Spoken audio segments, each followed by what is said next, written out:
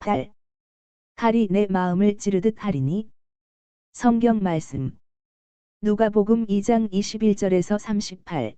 할례할 8일이 되매 그 이름을 예수라 하니 곧 잉태하기 전에 천사가 일컬은 바러라. 모세의 법대로 정결례식의 날이 참에 아기를 데리고 예루살렘에 올라가니 이는 주의 율법에 쓴 바 첫 해에 처음 난 남자마다 주의 거룩한 자라 하리라 한 대로 아기를 주께 드리고 또 주의 율법에 말씀하신 대로 산 비둘기 한 쌍이나 혹은 어린 집 비둘기 둘로 제사하려 함이더라. 예루살렘에 시므온이라 하는 사람이 있으니 이 사람은 의롭고 경건하여 이스라엘의 위로를 기다리는 자라. 성령이 그 위에 계시더라. 그가 주의 그리스도를 보기 전에는 죽지 아니하리라 하는 성령의 지시를 받았더니 성령의 감동으로 성전에 들어가매 마침 부모가 율법의 관례대로 행하고자 하여 그 아기 예수를 데리고 오는지라. 시므온이 아기를 안고 하나님을 찬송하여 이르되 주제여 이제는 말씀하신 대로 종을 평안히 놓아 주시는도다. 내 눈이 주의 구원을 보았사오니 이는 만민 앞에 예비하신 것이요 이방을 비추는 빛이요 주의 백성 이스라엘의 영광이니이다 하니 그의 부모가 그에 대한 말들을 놀랍게 여기더라. 시므온이 그들에게 축복하고 그의 어머니 마리아에게 말하여 이르되 보라 이는 이스라엘 중 많은 사람을 패하거나 흥하게 하며 비방을 받는 표적이 되기 위하여 세움을 받았고 또 칼이 내 마음을 찌르듯 하리니 이는 여러 사람의 마음의 생각을 드러내려 함이니라 하더라. 또 아셀 지파 바누엘의 딸 안나라 하는 선지자가 있어 나이가 매우 많았더라. 그가 결혼한 후 7해 동안 남편과 함께 살다가 과부가 되고 84세가 되었더라. 이 사람이 성전을 떠나지 아니하고 주야로 금식하며 기도함으로 섬기더니 마침 이때에 나아와서 하나님께 감사하고 예루살렘의 속량을 바라는 모든 사람에게 그에 대하여 말하니라.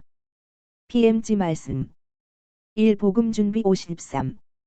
예수를 성전에서 받침. 나는 아주 수수한 집에서 한 쌍의 남녀가 길을 떠나는 것을 본다. 바깥에 있는 작은 층계로 매우 나이 어린 어머니가 흰 베네옷을 입힌 아기를 안고 내려온다. 나는 알아본다. 우리 어머니이다.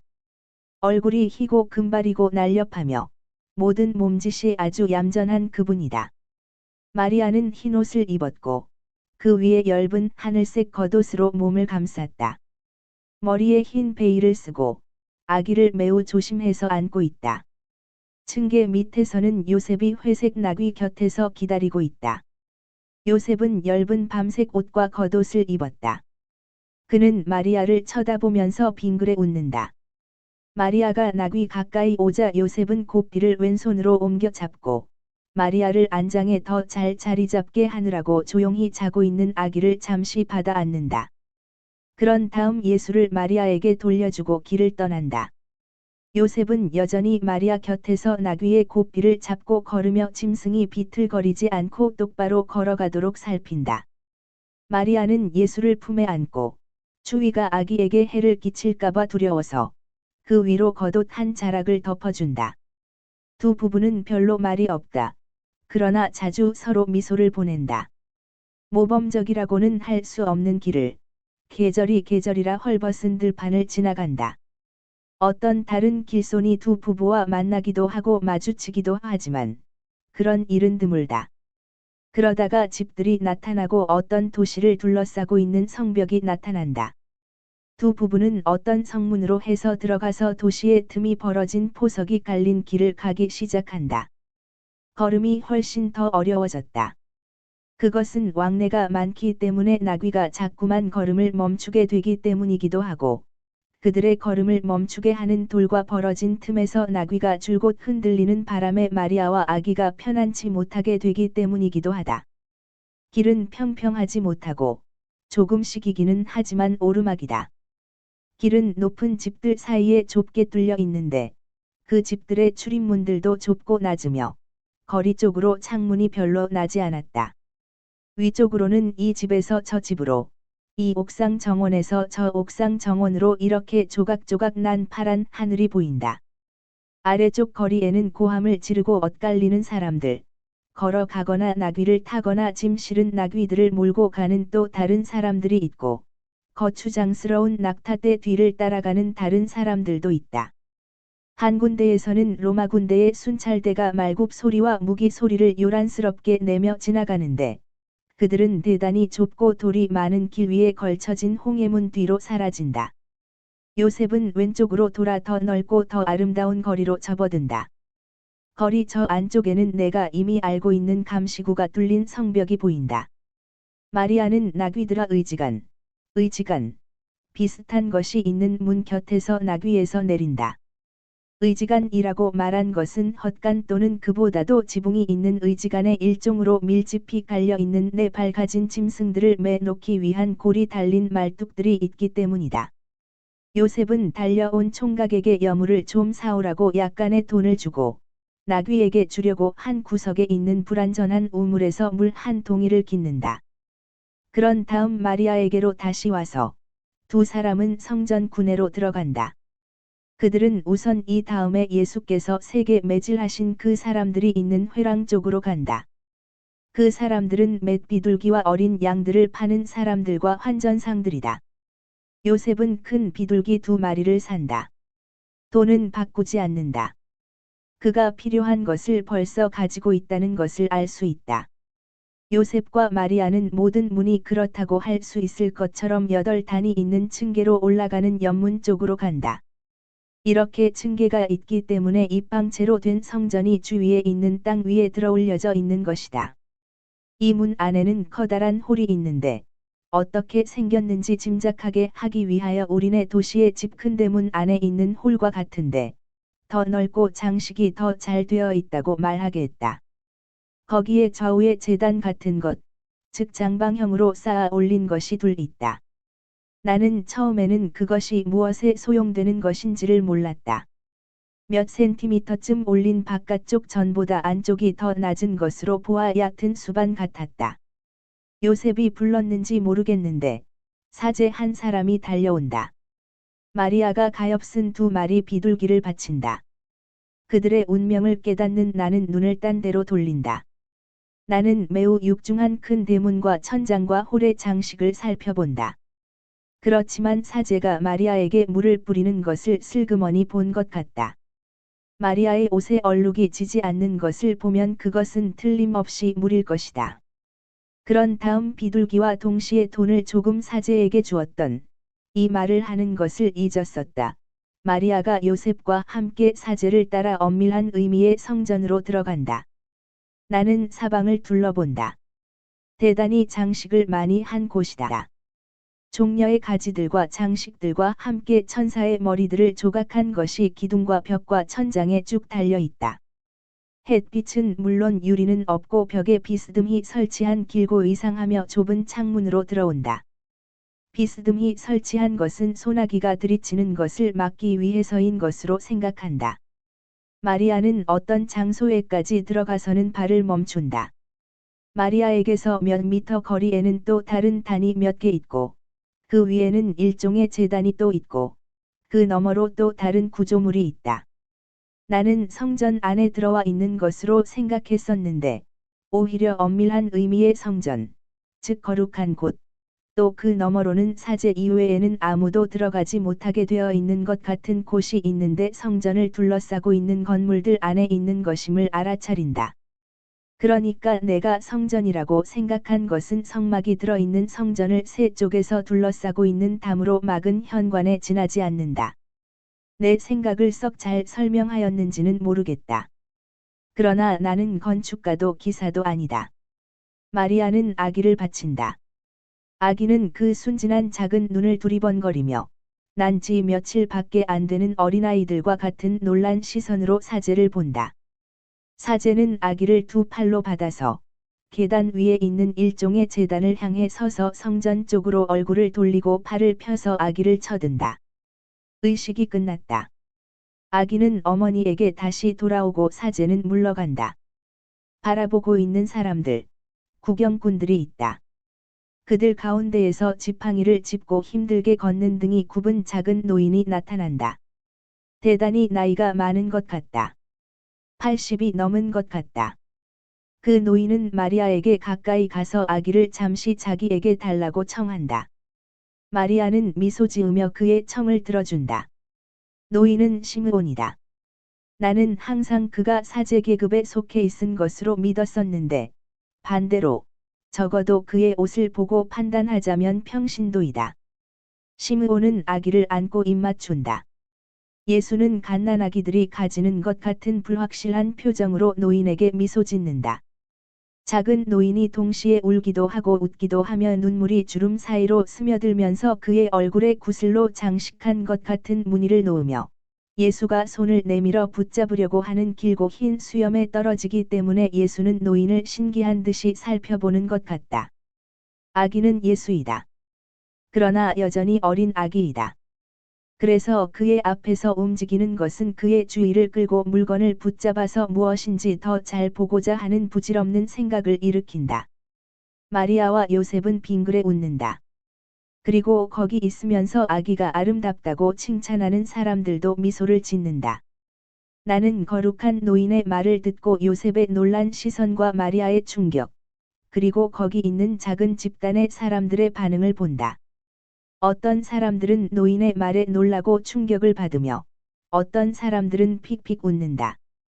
이렇게 픽픽 웃는 사람들 가운데에는 수염 난 사람들과 머리를 설레설레 흔드는 최고법원의 거만한 위원들이 있다. 그들은 시므온을 빈정대는 동정의 눈초리로 바라본다. 그가 너무 늙어서 망령을 부리는 것으로 생각하는 모양이다.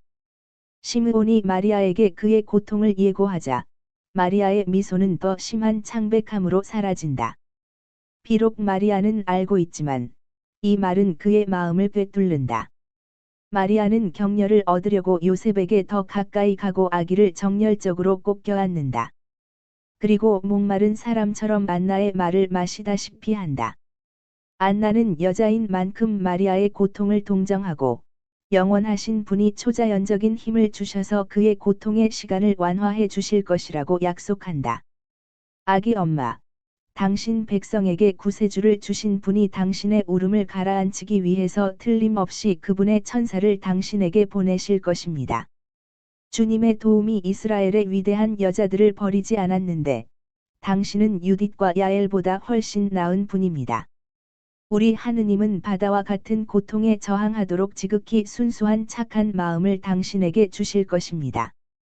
그로 인하여 당신은 세상에서 가장 위대한 여자, 즉 어머니가 될 것입니다. 그리고 아가, 내가 전도할 때 나를 기억해다오. 대시 내게는 여기서 환상이 끝난다. 1 복음 준비 54. 앞의 사건에서 나타나는 교훈. 예수께서 말씀하신다. 모든 사람에게 알맞은 두 가지 교훈이 내가 묘사한 것에서 나타난다. 첫째 교훈은 이런 것이다. 진리는 의식에 몰두하는, 그것도 건성으로 의식에만 몰두하는 사제에게 드러나지 않고 평신도에게 드러난다. 하느님과 항상 관계를 가지고 있고 하느님의 관계되는 모든 것에 전념하고 육체를 가진 존재에 있어서는 가장 고상한 것에 바쳐진 사제는 그날 아침 성전에 바치러 온 어린아이가 어떤 아이인지를 즉시 알아차려야 했을 것이다. 그러나 그것을 알기 위하여는 그가 살아있는 영을 가져야 하였을 것이다. 죽지는 않았다 하더라도 적어도 잠들어 있는 영혼을 감싸고 있는 옷만을 입고 있지 않고 말이다. 하느님의 성령은 만일 원하기만 하면 천둥치는 소리를 내서 아무리 폐쇄적인 영이라도 벼락과 지진과 같이 흔들어 놓으실 수 있다. 하느님의 성령은 그렇게 하실 수 있다. 그러나 일반적으로 하느님께서 그 모든 위에 있어서 또 그 행동 방식에 있어서 질서이신 것과 같이 하느님의 성령이 질서의 영이시므로 그분의 널리 베푸심을 받기에 충분한 공로를 만나는 곳에 퍼지고 말씀을 하시는 것이 아니라 왜냐하면 이렇게 된다면 이 은총을 받을 사람이 정말 별로 없을 것이고 너도 그분의 빛을 누리지 못할 것이다. 그 널리 베푸심을 끌어당길 만큼 충분한 착한 뜻이 있는 곳에 베푸시기도 하고 말씀도 하신다. 이 착한 뜻을 어떻게 발휘하느냐? 가능한 한 온전히 하느님에게서 오는 생활로 믿음과 순종과 깨끗함과 사랑과 너그러움과 기도로 발휘한다. 외적인 행동으로가 아니라 기도로 발휘된다. 행동과 기도 사이에는 밤과 낮 사이보다도 더 큰 차이가 있다. 기도는 하느님과의 영의 일치이니 사람들은 여기서 새로운 힘을 얻고 점점 더 하느님의 것이 되겠다는 결심을 하고 나오게 된다. 외적인 행동은 여러 가지 목적, 그러나 항상 이기적인 목적을 가진 어떤 습관이다. 외부적인 행동은 너희들을 있는 그대로 두든가 게다가 거짓말과 게으름의 죄를 보태주기까지 한다. 시므온은 이 착한 뜻을 가지고 있었다. 일생 동안 그는 많은 고민과 시련을 겪었다. 그러나 그는 착한 뜻을 잃지 않았었다. 세월이 흐르는 동안의 여러 가지 역경도 그가 주께 대하여 주의 약속에 대하여 가진 믿음을 손상시키지도 흔들지도 못하였고 하느님께 점점 더 어울리는 사람이 되겠다는 그의 착한 뜻을 중단시키지도 못하였었다. 그리고 하느님께서는 당신의 충실한 종이 되시 나의 고난 후 승천 때에 열린 하늘에서 빛나는 하느님의 태양을 다시 보게 될 때까지 당신 성령의 빛을 그에게 보내시고 그를 성전 쪽으로 인도하시어 세상에 온 빛 자체를 보게 하셨다. 성령의 인도를 받아라고 복음서는 말한다. 사람들이 성령께서 얼마나 완전한 벗이신지 알았으면 얼마나 좋겠느냐. 어떤 인도자이시고 어떤 스승이신지를, 지극히 거룩하신 삼위일체의 그 사랑을, 그 빛 중의 빛, 그 불의 불, 그 지능, 그 지혜를 사랑하고 그분에게 구원을 빈다면 얼마나 좋겠느냐. 알 필요가 있는 것을 그들이 얼마나 더 잘 배우게 되겠느냐. 마리아야, 보아라. 내 자녀들아, 보아라. 시므온은 빛을 보기 전에, 하느님의 약속이 채워진 것을 알기 전에 오랜 일생 동안을 기다렸다. 그러나 그는 절대로 의심하지 않았다. 그는 희망과 기도에 꾸준하는 것은 쓸데없는 일이다 하고 생각한 적은 한 번도 없었다. 그는 꾸준하였다. 그래서 사제와 오만하고 눈먼 최고법원의 위원들이 보지 못하는 것을, 그에게 따뜻한 체온과 미소를 주는 그 어린아기의 몸에서 하느님의 아들, 메시아, 구세주를 보는 은혜를 받았다. 그는 아기인 나의 입술을 통하여 그의 정직하고 경건한 일생에 대한 첫 번째 보상인 하느님의 미소를 받았다. 둘째 교훈은 안나의 말이다. 역시 예언자인 안나도 갓난아기인 나를 메시아로 알아본다. 그런데 이것은 그가 예언의 은혜를 가졌으므로 그에게는 자연스러운 일이다. 그러나 안나가 믿음과 사랑에 이끌려 내 어머니에게 말하는 것을 너도 듣고 너희들 내 자녀들도 들어라. 그것을 가지고 이 암흑의 때에 이 빛의 축일에 떨고 있는 너희들의 정신을 위한 빛으로 삼아라. 구세주를 주신 분에게는 당신들의 눈물을 닦아주기 위하여 천사를 보낼 능력이 없지 않을 것입니다. 사람들의 정신에서 사탄이 이룩한 사업을 없애기 위하여 하느님께서 당신 자신을 주셨다는 것을 생각하여라. 그분이 너희를 괴롭히고 있는 사탄들을 지금 이기실 수 없겠느냐? 그분이 저 사탄들을 쫓아버리고 당신의 그리스도의 평화를 다시 주심으로 너희 눈물을 닦아 주실 수 없겠느냐? 왜 그것을 믿음을 가지고 하느님께 청하지 않느냐? 너희들의 수많은 죄로 인하여 분개하신 하느님의 준엄이 그 앞에서는 미소와 더불어 사그러지는 저항할 수 없는 참된 믿음을 가지고 말이다. 그렇게 되면 용서가 그 결과인 도움과 너희들이 스스로 원한 피의 홍수에 잠긴 이 땅 위에 꽂히는 무지개인 축복을 가지고 오는 그런 참된 믿음을 가지고 말이다. 곰곰이 생각들 하여라. 아버지께서는 홍수로 사람들을 벌하신 다음 당신 자신과 족장 노아에겐 이렇게 말씀하신다. 사람은 어려서부터 악한 마음을 품게 마련. 다시는 사람 때문에 땅을 저주하지 않으리라. 다시는 모든 짐승을 없애버리지 않으리라. 그리고 당신의 약속을 지키셨다. 그러나 너희들은 이번에 우리가 살아나면, 당신이 우리를 구해주시면, 다시는 절대로 전쟁을 하지 않겠습니다. 다시는 절대로 하는 말을 너희들 자신과 하느님께 얼마나 많이 하였으며, 그리고 나서 여전히 오히려 더 무서운 전쟁을 하지 않았느냐. 거짓말쟁이들아. 그리고 주를 존경하지 않고 너희들의 약속을 지키지 않는 자들아. 얼마나 많이 그랬느냐 말이다. 그런데도 하느님께서는 신자 대중이 저항할 수 없는 믿음과 사랑을 가지고 부르면 또 한 번 너희를 도와주실 것이다. 하느님의 준엄을 아주 강렬하게 존속시키는 사람들의 무리와 대등하기에는 너무나 수요가 적은 너희들 모두. 그래도 너희들은 머리 위에 매달려서 시시각각으로 더 커지는 현 시대의 무서운 위협에도 불구하고 하느님께 계속 충성스러워라. 너희들의 극도의 불안을 하느님 앞에 갖다 놓아라. 하느님께서는 구세주를 세상에 보내신 것과 같이 당신의 천사를 너희들에게 보내실 수 있을 것이다. 두려워하지 말고 십자가와 일치하여 있어라. 십자가는 항상 마귀의 계략을 이겼다. 다른 방법으로는 잡을 수 없는 마음들을 사람들의 사나움과 생활의 우울함으로 절망, 즉 하느님과의 분리로 기울어지게 하려고 애쓰는 마귀의 계략을 말이다.